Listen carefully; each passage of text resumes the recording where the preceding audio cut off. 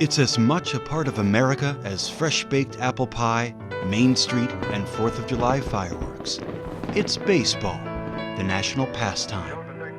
Newspapers, radio, and television have all attempted to bring the game from its fresh-mowed fields into our nation's homes. But no single voice has been able to capture the spirit of baseball, of being at the game with a hot dog and mitt in hand. All have failed, except for one man. So I'm like 12 years old, and I come across the tapes, the old Gil Pressman tapes at a garage sale. Best 50 cents I've ever spent. I learned it all from those old Gil Pressman tapes. We didn't want to be Scully, we didn't want to be Brickhouse, we didn't want to be Mel Allen or Bob Elson. Every youngster wanted to be Gil Pressman. All the greats studied the tapes. They knew he belonged in a higher echelon. To this day, my heart remains crushed that Gil Pressman never achieved the glory that justifiably belonged to him.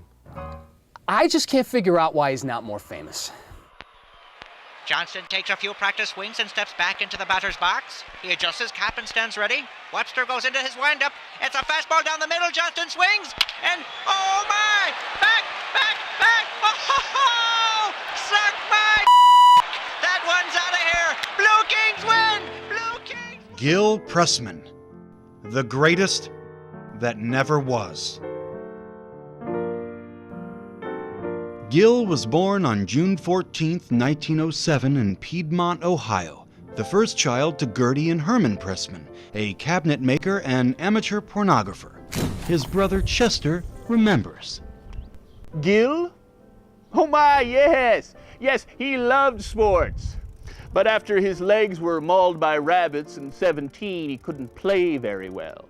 So he would describe the game on the sidelines to our Uncle Fred, who was deaf. I think that's where he developed his special style.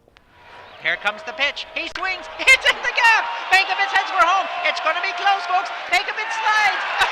Oh, suck my! He's in there. Though baseball was his first love, calling games for the Tri-City Albino League wasn't enough to make ends meet. So in 1938, Gil took to moonlighting, doing the play-by-play for local hobo death fights. His distinctive style caught the right ear of corn, broadcasting pioneer Tex Texington. He could actually make you care about these hobos who were really just walking piles of crap with their legs coming out the bottom. But when one of them took a knuckle to the Adam's apple or a knee to the John Thomas, Gil really made you feel something. Texington saw potential and wasted no time. Gil was cast as Detective Nick Brilliant in Murders Afoot. Oh, sure, and you've been joking me, Brilliant. How could you be knowing who the murderer was? That's easy, Chief. Just look at the clues. The lipstick on the frayed collar, the missing matches, the string around the dead man's finger. It can only be one man. You mean? That's right. Suck my... It was the butler. Though popular with adolescents and the prison population, the show's sponsors pulled out. But Pressman pushed on, convinced his future lay in a small incandescent tube that would soon be in every home. I usually stayed out of my husband's affairs. But when the TV came, I told my Gilly he should try it because he possessed some truly wonderful qualities. He was always very good at having pencils handy. If you needed a pencil, you'd never have far to go. Unfortunately, these assets did not translate to the screen. All right, celebrities. Let's see how you finished this phrase. When British butler Bartleby was behooved to burst his boss's bunion, he bemusedly replied, Broadway songstress Kitty McNeil, bug off. New York Herald columnist Jackie Madden, your answer.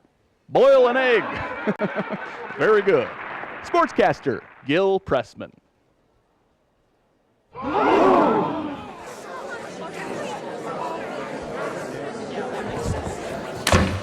So Gil Pressman went back to baseball, but things weren't quite the same. And here he is, the Sultan of Swing, Big Bill Lazy Eye Murphy. He stands ready, looks that pitcher right in the eye. Soto goes into his windup. It's a fastball down the middle, and oh, sacked by ball one.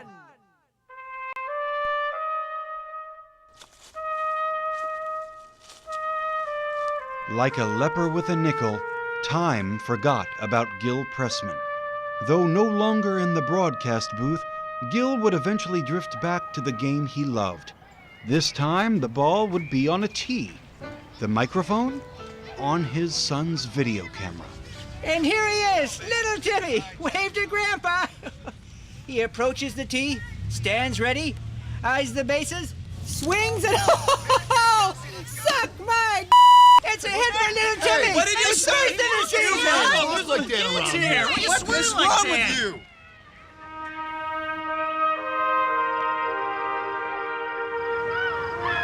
Little Timmy, he's trying to stretch it into a three-bagger. Suck my...